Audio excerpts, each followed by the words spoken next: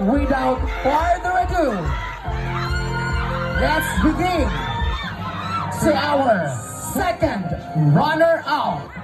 Alright, our listing Kabakungan 2024 second runner-up.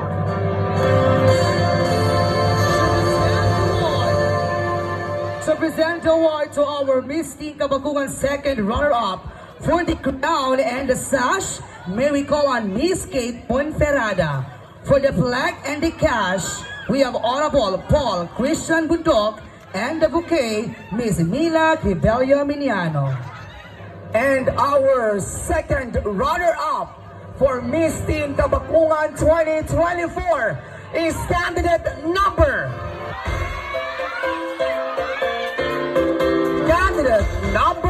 8.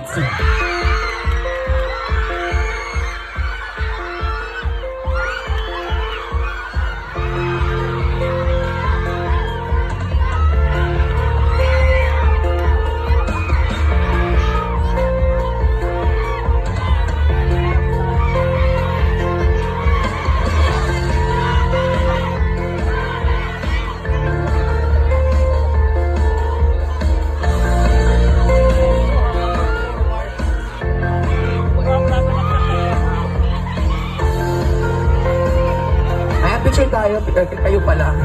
Once again, congratulations to our candidate number 8 as our Miss Teen Kabakungan 2024 second runner-up. And now, Miss Universe tayo ha. So may request candidate number 5 and 2, maghawak-hawak kayo ng kamay. Alright, partner.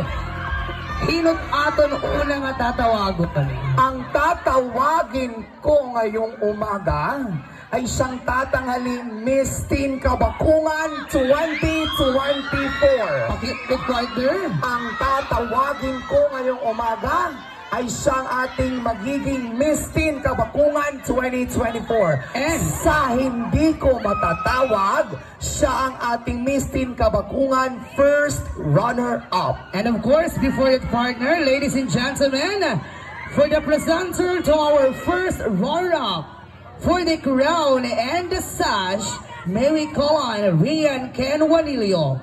For the flag and the cash prize, we have Honorable Jeric Mindiola Tumandao, our ASCII Federation President.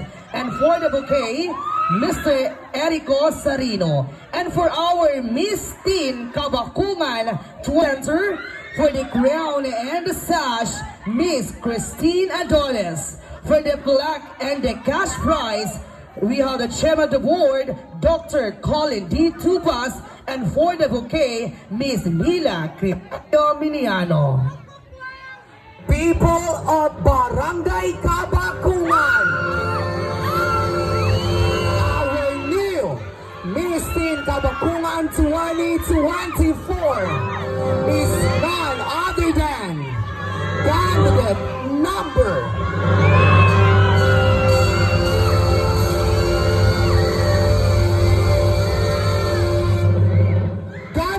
number 2. And of course, our first runner-up is our candidate number 5. So once again, congratulations. Our second runner-up is candidate number 8. First runner-up is candidate number 5. And our Miss Teen Kabakungan 2024 is candidate number 2. At this moment, some ladies and gentlemen, we are awarding for our first runner-up, our candidate number 5.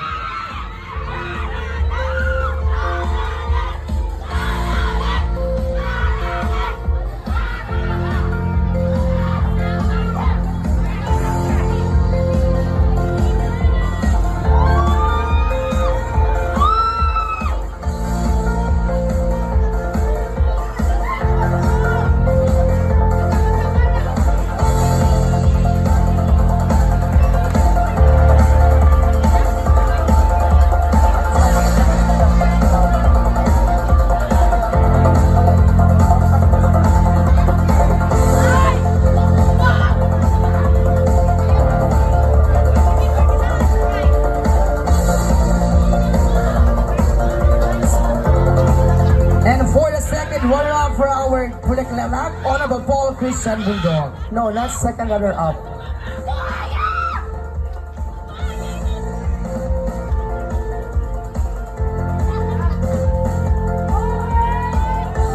And now, ladies and gentlemen, people of Barangay Kabakungan, our Miss Teen Kabakungan 2024 is candidate number 2.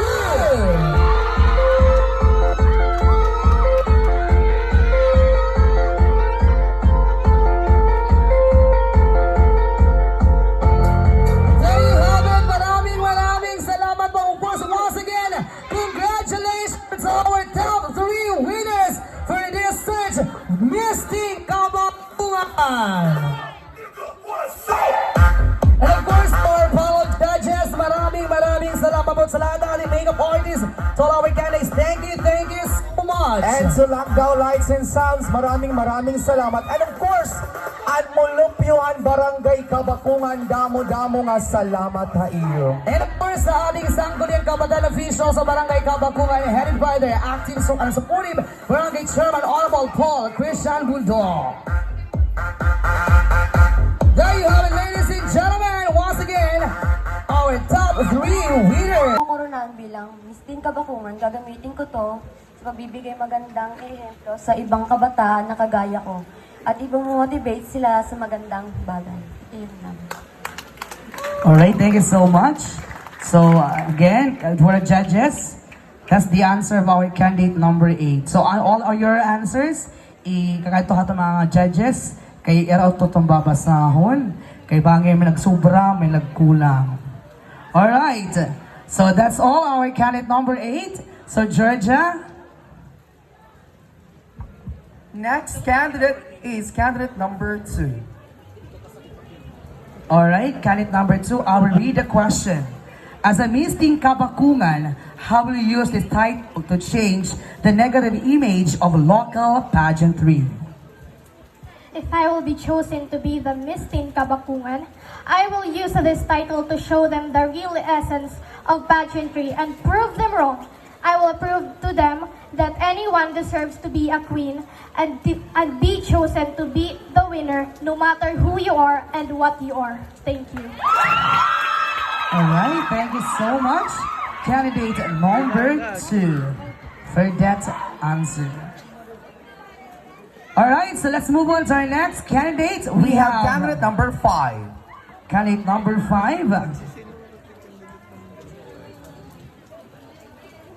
Okay, so Tagalog kita. Bilang isang Miss Teen Kabakungan, paano mo gagamitin ang iyong titulo upang mabago ang negatibong imahe ng ganitong paligsahan?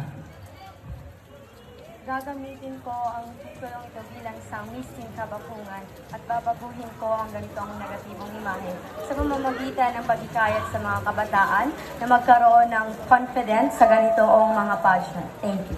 Alright, thank you so much. Candidate number 5. Number 5 ulit? Yesterday. Alright, so let's move on to our next candidate. We have candidate number 6. Okay, candidate number 6, this is the question. As a Miss Teen Kabakungan, how will you ito to change the negative image of local pageantry? Bilang isang Miss Teen Kabakungan, gagamitin ko ang titulong ito upang mabago ang negatibong pananaw ng mga tao sa pamamagitan ng pagpapakita na hindi lang kami isang kandidata o kandidato, kundi isang taong may pangarap. Alright, thank you so much, candidate number 6. And of course, let's move on to our last, but nevertheless, we have candidate number... Alright, so candidate number 3. I will read the question again. As a Miss Teen Kabakungan, how will you use this title to change the negative image of local pageantry? I will convince those people to think a positive way about Miss Teen. Because Miss Teen is not all about puro parayaw, kundi pagpalipay mga tao. Thank you so much. And that conclude our final round. So once again, palaman po natin ang ating 5 top 5 candidates. Alright? Thank you so much, candidates. So I think our candidates will give her moment to take to please to move backstage muna tayo, ha? Para because bigyan natin ng moment ang ating dito na lang sa gilid. Di na lahera gilid.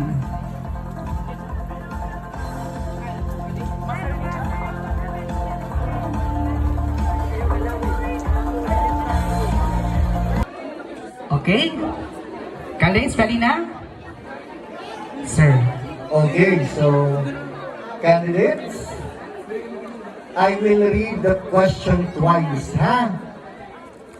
Okay, so may English hindi may translation to Tagalog. Okay? Judges, may English, then we will translate to Tagalog. Okay na tayo? Naririnig ako? Alright, game. Anyway, you look beautiful. Yan ang magabi. Okay, everyone deserves to be a winner. So, ganoon talaga yung contest, ha? Okay, ano natin question? English ane, tapos Tagalog. Tapos utrohong ko, then we will say, timer starts now. Pag si ring ay start, amon mag-stop. Pag-surat, ha? Game. The question is, as Miss Teen Kabakungan, how will you use this title to change the negative image of local pageantry?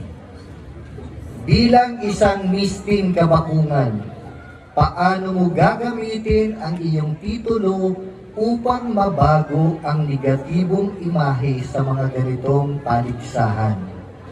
Again, as Miss Teen Kabakungan, how will you use this title to change the negative image of local pageantry? Bilang isang Miss Teen Kabakungan, paano mo gagamitin ang iyong titulo upang mabago ang negatibong imahe ng mga ganitong paligsahan? Timer starts now. First, we have our best in production number.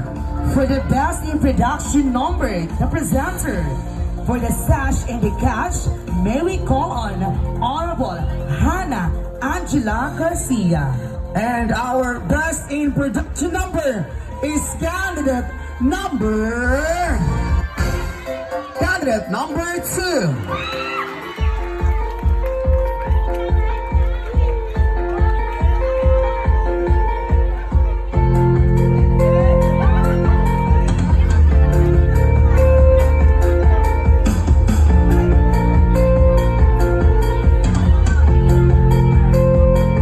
Once again, congratulations to our candidate number 2 as our best in production number. Magpalakpakan naman po dyan. Thank you so much. Next minor award is the best in swimwear. To present the award for the best in swimwear, to give the Sash and the Cash prize, may we call on Honorable Christine May Olive. And our best in swimwear goes to candidate number 7.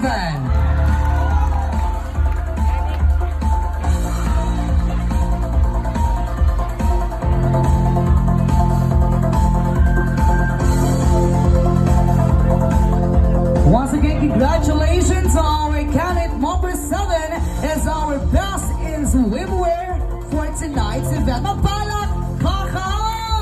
Next minor award is the best in casual wear. To present her for our best in casual wear for the Sash and the Cash prize, may we call on Honorable Arnel Rivero. And our best in casual wear is candidate number 5.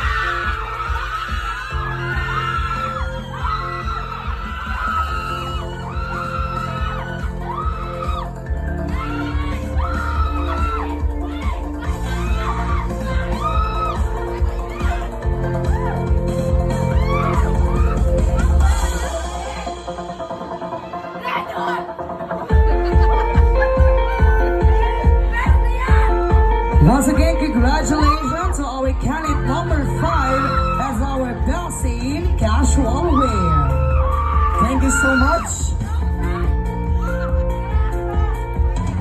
Next is our best in evening gown. Mamanayin ng talent, mamaya na. Alright, to present the award for our best in gown, to put the sash and to give the cash prize, may we call on Honorable Atos Ulino. And our best in evening gown is candidate number 7.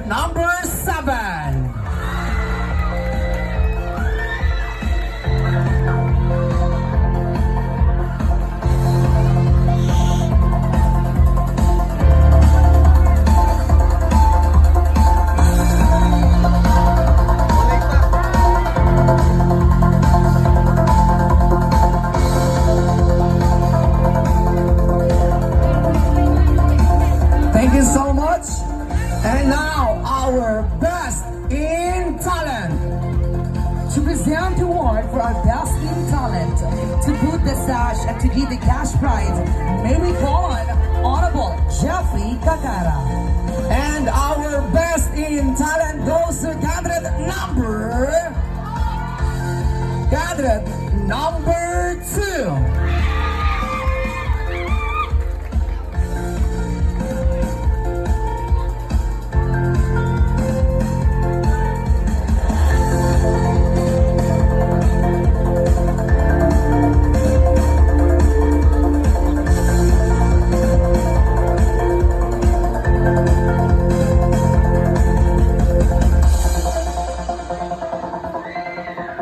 Once again, congratulations to our candidate number 2 as our best in talent. And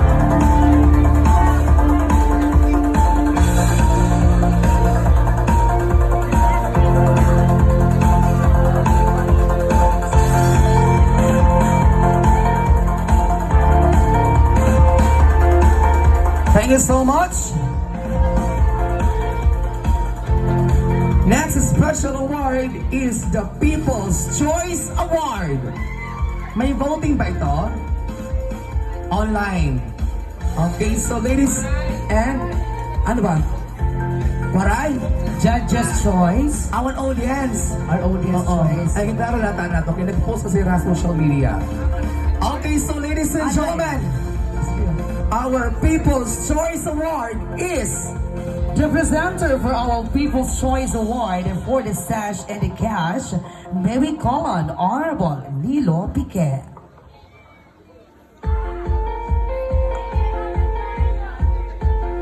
Kailangan.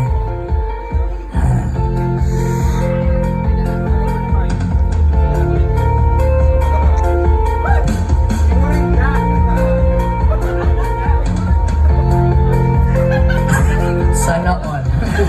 Wala pa nga announce, may alam na. Ladies and gentlemen, our People's Choice Award is candidate number 5. Oh, mapala yan, kaya naka-headset niya, guy. Mapala kaya naka-headset niya man. Yan, kumain, naabot ko na yung resulta.